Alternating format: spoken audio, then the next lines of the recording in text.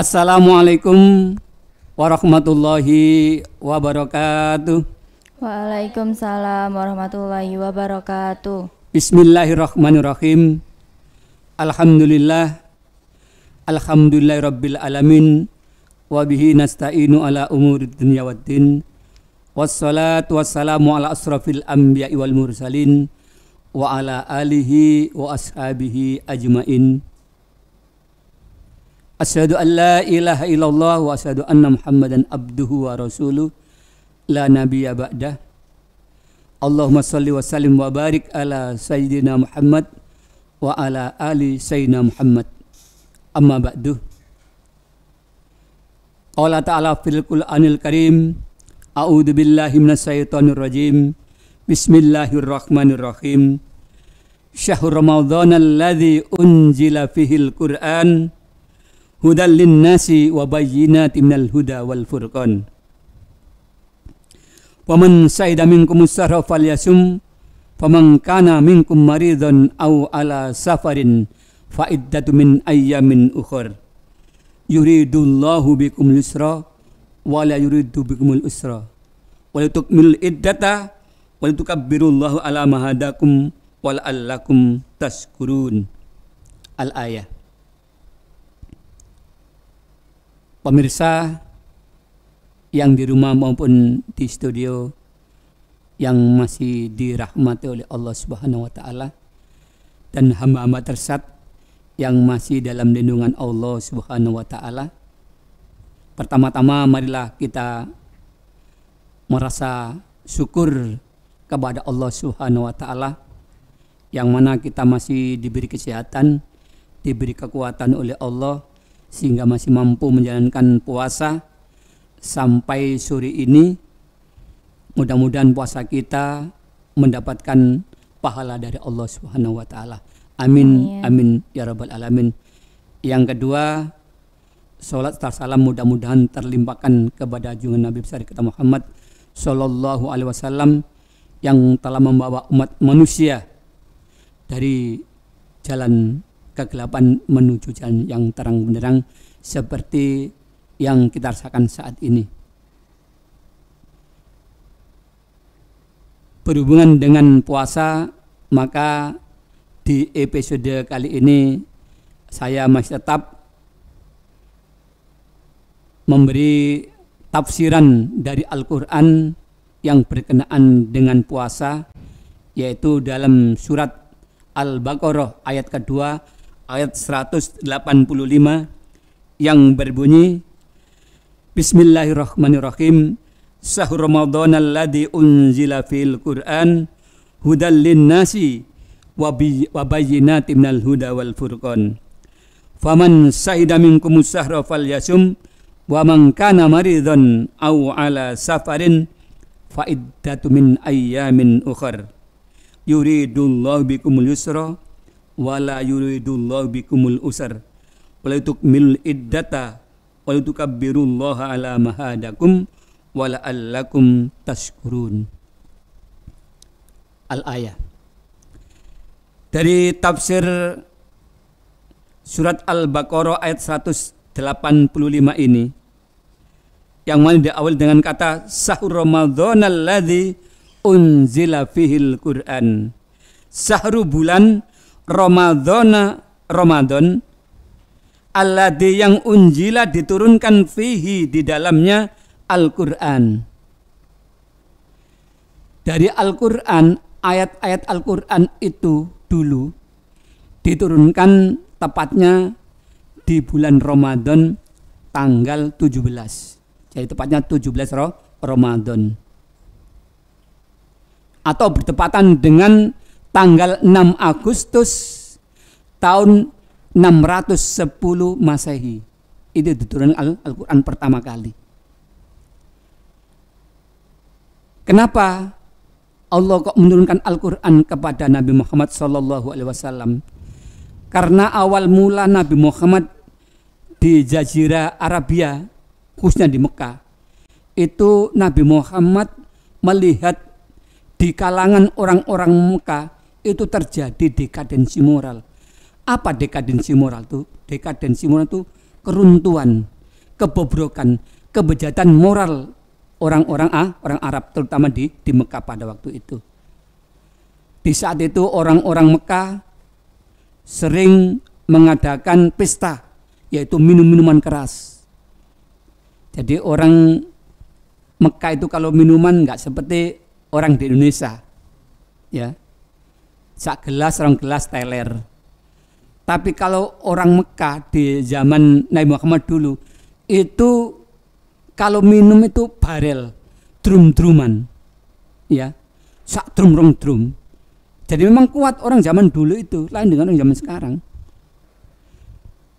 Melihat situasi seperti ini Muhammad itu resah, ya Allah, bagaimana ya umat kok seperti ini? Selain minum-minuman keras, mabuk-mabukan, ada yang dinamakan judi. Judi juga nggak seperti kita orang di Indonesia, judi paling 1.000-2.000, ya, paling banyak 5.000. Judi orang dulu di Mekah itu di senti, ya. Jadi uang real itu di senti. Jadi sentian begitu. Otomatis kalau dikuruskan uang Indonesia ya mungkin jutaan orang judi itu. Dan juga di sana itu dekadensi moral, kebobrokan moral, kerusakan moral apa? Kalau di Mekah pada zaman Rasulullah pada waktu itu ada orang lahir perempuan dibunuh. Kalau ada orang lahir laki-laki dibiarkan. Kenapa Pak? Orang perempuan lahir kok dibunuh bayang berkarakter perempuan itu? Karena orang perempuan dianggap lemah. Karena di Arab, di Jazirah Arabia, di Mekah pada waktu itu kan ada kabilah-kabilah. Kabilah-kabilah di Mekah itu kalau di Indonesia itu suku, itu sukanya berperang. Makanya orang perempuan dianggap kurang mampu berperang. Disuruh ngangkat pedang nggak kuat, disuruh berpenggak kurang kuat juga. Makanya dibunuh. Tapi kalau lahir laki-laki dibiarkan, karena besok dibuat untuk berperang. Makanya zaman dulu itu terkenal dengan apa? Dengan hukum rimba. Siapa yang kuat, siapa yang menang dalam perang itu yang menguasai, yang memimpin di situ. Makanya melihat seperti itu Nabi itu resah. Apa yang dilakukan oleh Nabi? Dia bertahanus ke Gua Hira. Tahanus itu kalau orang sini ya apa? Topo, ya, topo. Tahanus. Jadi Nabi Muhammad itu mulai tahanus, mulai bertapa ke Gua Hira itu pada tanggal 7 Sya'ban itu mulai berangkat. Istrinya Siti Khadijah itu mempersiapkan semuanya. Karena apa? Karena tahanusnya nanti lama. Ya. Dia minta hidayah, minta petunjuk dari Allah bagaimana cara mengubah karakter-karakter moral-moral yang rusak orang-orang Jazirah Arabia khususnya di Mekah itu. Bagaimana saya bisa mengubah supaya enggak seperti itu, enggak minum keras, enggak membunuh anak perempuan kalau ada yang lahir, tidak berjudi. Dirubah oleh Muhammad. Dia minta petunjuk dengan cara apa? Tahanus ke Gua Hira. Itu mulai tanggal berapa? Mulai tanggal 7 Sya'ban. 7, 8, 9 sampai 17 Ramadan itu terhitung 40 hari. Jadi tahanusnya Nabi Muhammad itu 40 hari. Baru dia diberi petunjuk oleh Allah melewati malaikat Jibril. Itu datang malaikat Jibril itu. Singkat cerita, Nabi Muhammad itu mendapatkan wahyu yang pertama kali dari Allah. Makanya malaikat Jibril ke Nabi Muhammad diajarin dengan kata-kata Iqra.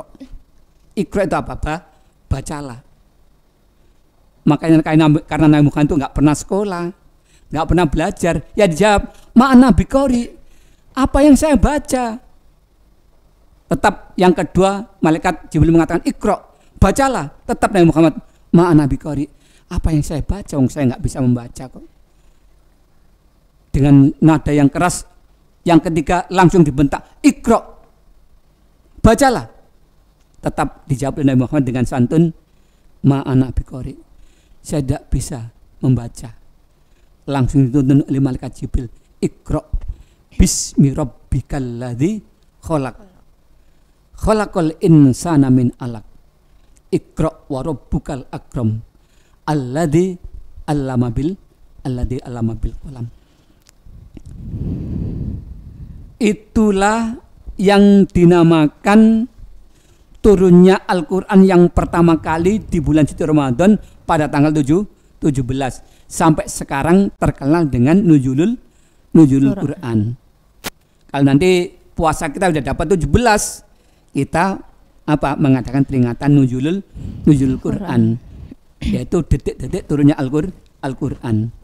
Makanya Al-Quran itu pertama kali turun oleh Allah dan diberikan kepada Muhammad pada tanggal 17 Ramadan ketika di Gua Hira. Yaitu surat apa? Surat Al-Alaq ayat 1 sampai 5. Gitu ya. Itu. Jadi Iqra bismi rabbikal ladzi khalaq. Makanya para mufassirin, para penafsir mengatakan Iqra bismi rabbikal ladzi khalaq, bacalah dengan nama Tuhanmu. Ini mengandung hikmah yang banyak, dengan hikmah, dengan penafsiran yang berbeda-beda, tapi satu arti. Iqra bismi rabbikal ladzi khalaq itu apa? Bacalah dengan nama Tuhanmu, itu dengan kalimat Bismillahirrahmanirrahim, dengan menyebut nama Allah yang Maha Pengasih lagi Maha Penyayang. Dalam arti kata, setiap kamu mengawali suatu perbuatan, bacalah kalimat Bismillahirrahmanirrahim. Kenapa? Supaya kamu mendapatkan barokah Allah, mendapat barokah dari Allah. Kamu makan satu piring, kalau membaca Bismillahirrahmanirrahim, insya Allah satu hari nggak makan masih merasa kenyang, karena ada barokah dari Allah. Tapi kalau kamu makan satu piring nggak baca Bismillah, insya Allah 1-2 jam sudah merasa lapar. Itu ya. Makanya segala macam perbuatan bacalah dengan perkataan Bismillahirrahmanirrahim, diawali dengan perkataan kalimat itu. Ya, supaya apa? Supaya mendapat barokah dari Allah. Itu. Makanya dalam tafsir Syahrul Ramadan alladzi unzila fil Qur'an, bulan Ramadan alladzi yang unzila diturunkan fihi di dalamnya Al-Qur'an, yaitu Al-Qur'an. Tuh.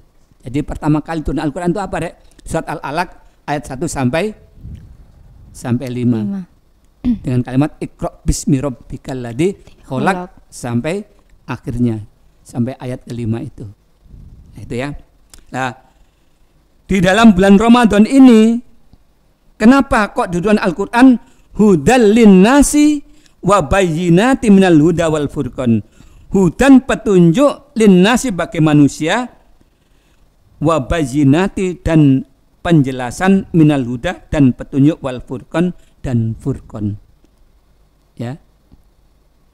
Makanya di dalam tafsiran ini, bulan Ramadan adalah bulan yang di dalamnya diturunkan Al-Quran sebagai petunjuk bagi manusia dan menjelaskan mengenai petunjuk itu dan pembeda antara yang benar dan yang tidak benar.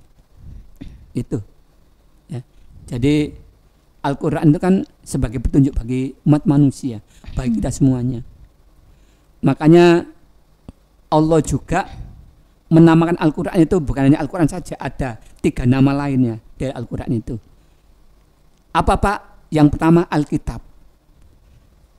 Jadi Allah menamakan Al-Quran juga menjuluki Al-Quran dengan Alkitab.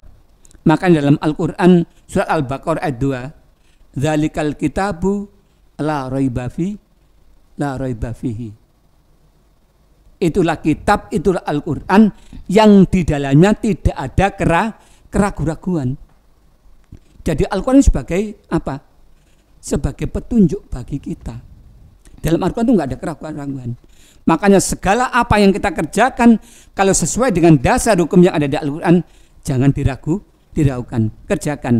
Segala apa yang diberikan oleh Allah kerjakan, segala apa yang dilarang maka tinggalkan. Ini sebagai apa? Sebagai petunjuk bagi kita. Ya. Itu Alkitab. Yang kedua Al-Furqan. Al-Furqan artinya pembeda. Makanya Al-Quran juga dijuluki oleh Allah juga Al-Furqan pembeda. Apa yang artinya pembeda? Bahwa Al-Quran itu bisa membedakan yang baik dan yang tidak baik, yang benar dan yang salah, bisa membedakan yang halal dan yang haram. Itu Al-Quran. Makanya kalian kalau bisa membedakan, oh ini baik, itu benar, oh ini halal haram, maka pelajarilah Al-Quran, karena Al-Quran juga diberi nama oleh Allah sebagai nama Al-Furqan, pembeda, bisa membedakan. Itu ya. Jadi yang pertama Alkitab, yang kedua Al-Furqan, yang ketiga Adzikru. Adzikru itu peringatan, ya. Jadi Al-Quran sebagai peringatan kita. Makanya ada ancaman-ancaman. Siapa yang tidak menjalankan perintah Allah, apa kata Allah? Akan dimasukkan ke neraka. Dalam Al-Quran ada fi darkil asfali minan nari. Orang yang tidak menjalankan perintah-perintah Allah akan diletakkan oleh Allah di neraka yang paling bawah dari keraknya neraka. Itu ancaman kan, peringatan bagi kita semuanya. Bahwa apa yang diperintahkan Allah kerjakan, apa yang dilarang maka tinggalkan. Kalau kamu tetap mengerjakan apa yang dilarang oleh Allah, akan mendapat peringatan dari Allah. Yang berupa apa? Yang berupa neraka yang akan disediakan bagi orang-orang yang tidak mengindahkan peringatan dari Allah Subhanahu wa taala.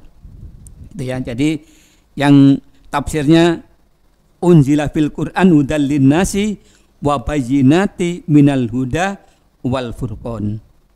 Makanya di dalam kitab lain, yaitu dalam kitab Al-Itqan, karangan di sini ada, sudah saya tulis, karangan dari Imam Asyuyuti. Al-Quran itu bukan hanya 4 namanya saja. Ada namakan Al-Karim, ya, An-Nur juga, itu juga namanya Al-Quran. Jadi Imam Asyuyuti itu memberi nama Al-Quran lain seperti 4 tadi. Ada Al-Karim, ada An-Nur, ada Al-Itqan, nah itu ya. Jadi banyak sebenarnya nama-nama Al-Quran itu, ya. Itu yang dimaksud dalam tafsiran ini. Saya teruskan, faman syahida minkumus syahra falyasum. Faman, maka barang siapa syahida yang menyaksikan minkum dari kalian syahra bulan falyasum, maka hendaklah ia saum. Dalam tafsiran ini menafsirkan maka berpuasalah. Dan barang siapa yang sakit atau dalam perjalanan tidak berpuasa, maka wajib menggantinya di hari yang lain. Nah ini ya. Faman syahida minkumus syahra falyasum wa man kana maridun au ala safarin fa iddatum min ayyamin ukhra. Jadi kalau kita menyaksikan hilal sudah tampak 3 derajat lebih, maka berpuasalah. Kan begitu kan ya? Ya. Berpuasalah. Tapi diingatkan lagi oleh Allah dalam ayat ini, dalam surat Al-Baqarah ayat 185, diingatkan lagi, wa man kana maridun, dan barang siapa yang sakit, au ala safarin, atau dalam perjalanan, fa iddatu min ayyamin ukhra, maka hendaklah menggantinya di hari yang lain. Boleh. Orang sakit nggak puasa boleh. Orang dalam perjalanan nggak puasa juga boleh, tapi mengganti pada hari yang lain. Sudah paham ya? Wa man kana maridan au ala safan fa iddatu min ayyamin ukhra.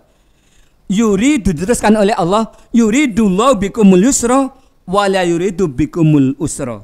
Yuridullah, Allah mengendaki, bikum, bagi kalian, al yusra, kemudahan, wala yuridullah, dan tidak menghendaki Allah, bikum, bagi kalian, al usra, kesukaran.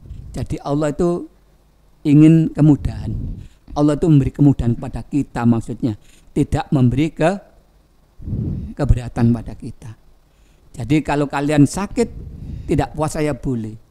Jadi Allah memberi kelonggaran kepada kita, memberi keringanan kepada kita, memberi kemudahan kepada kita. Dan barang siapa yang musafir, yang bepergian pun tidak berpuasa juga tidak apa-apa. Ya, Allah memberi kemudahan, kelonggaran, memberi kemudahan kepada kita untuk tidak berpuasa. Tapi ingat, jangan lupa mengganti pada hari yang akan datang, gitu ya. Saya teruskan.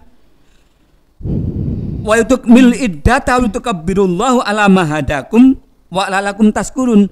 Wa yutukmilu, dan agar kalian mencukupi al iddata hitungan, wa yutukabbirullaha, dan hendaklah mengagungkan Allah alama atas apa yang hadakum, dia memberi petunjuk pada kalian, wa la'allakum, dan agar kalian tashkurun, kalian bersyukur. Maksudnya begini, ya.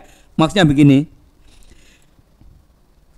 Barang siapa yang sakit atau dalam perjalanan, katanya tafsir ini, dia tidak berpuasa, maka wajib menggantinya sebanyak hari yang ditinggalkannya itu pada hari yang hari yang lain. Jadi mengganti pada hari yang lain. Kan begitu kan ya? Ya. Saya teruskan. Allah menghendaki kemudahan bagimu dan tidak menghendaki kesukaran bagimu. Jadi Allah itu memberi kelonggaran, memberi keringanan, memberi kemudahan bagi kita semuanya untuk menjalankan ibadah puasa kalau memang sakit atau dalam perjalanan. Hendaklah kamu mencukupkan bilangannya dan mengagungkan Allah atas petunjuknya. Maksudnya begini. Jadi puasa itu harus kamu lengkapi. Jangan puasa 1 bulan hanya 5 hari, hanya 15 hari. Tapi kamu kamilkan, kamu sempurnakan sebanyak 1 bulan puasa itu. Kan begitu kan? Allah itu mengatakan seperti itu. Jadi kamu mencukupkan bilangannya dan mengagungkan Allah atas petunjuknya. Kalau Allah menunjukkan 29 hari ya 29. Kalau 31 bulan ya 1 bulan. Kalau sudah, agungkan nama Allah. Apa maksudnya mengagungkan? Mengagungkan itu kita sudah datang hari raya Idul Fitri. Kita agungkan Allahu Akbar, Allahu Akbar, Allahu Akbar, itu ya. La ilaha illallah wallahu akbar. Kita mengagungkan nama Allah. Dan selanjutnya kita juga bersyukur kepada Allah. Supaya kita bersyukur.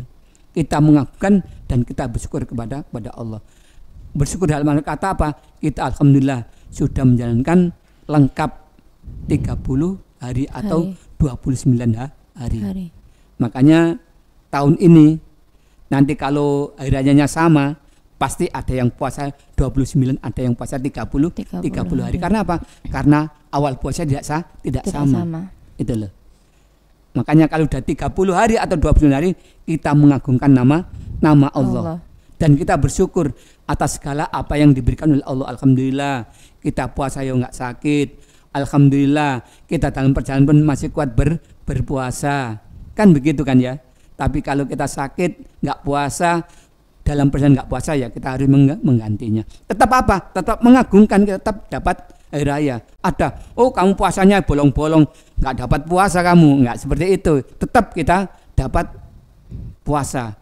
Dalam arti kata kita mengagungkan nama Allah. Dengan kita takbir, Allahu Akbar, Allahu Akbar, Allahu Akbar, la ilaha illallah, wallahu akbar. Dengan kita mempunyai rasa bersyukur kepada Allah. Ya, demikianlah uraian dari tafsir Al-Qur'an tadi, yaitu Al-Baqarah 185. Barangkali ada yang bertanya dari hamba yang tersesat. Silakan.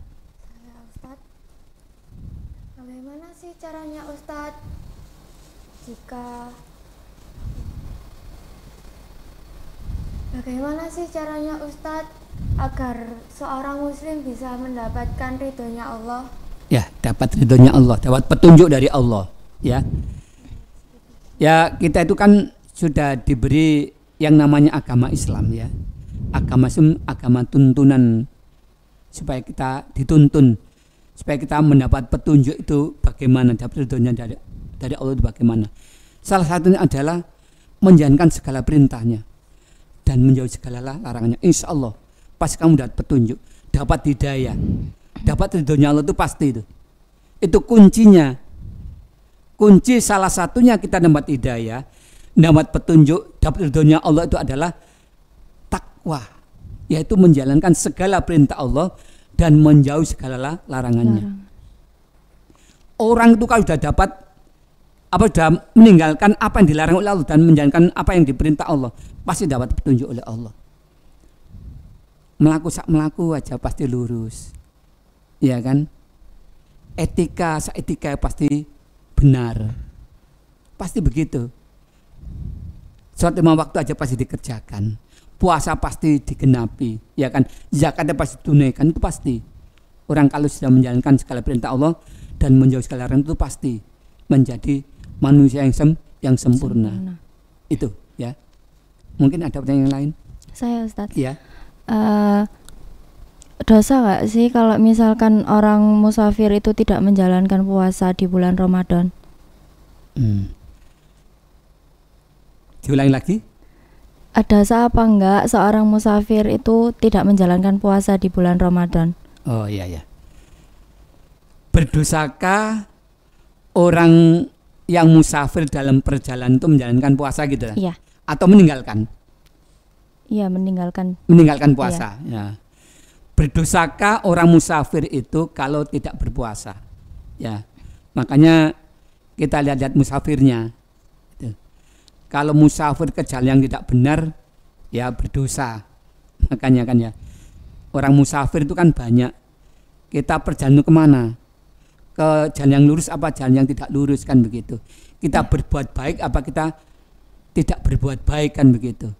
Kita jalan ke mall itu dengan niat kita hanya jalan-jalan saja apa kita untuk menggugurkan puasa kita supaya kita nggak puasa. Ayo jalan-jalan supaya kita nggak puasa, mau kita boleh nggak puasa kok. Mungkin kan gitu kan. Ayo ke food court, ayo ke sana aja. Tiap hari ke food court, akhirnya nggak puasa kan, meninggalkan puasa kan. Berdosa kaya berdosa. Kalau disengaja ya berdosa. Jadi orang musafir yang sebetulnya dapat rukso, ya, dapat keringan tidak berpuasa, tapi kalau musafirnya itu memang disengaja supaya kita tidak berpuasa, ya berdosa. Ya kan begitu. Tapi kalau kita memang betul-betul musafir, kita jalan-jalan ke mall supaya kita hilang rasa lapar, hilang rasa dahaga kita. Wis kita cari hiburan ke mall. Nah, gitu.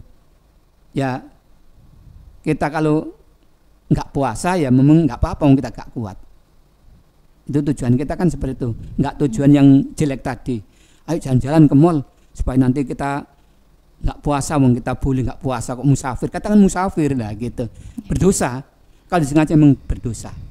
Begitu ya?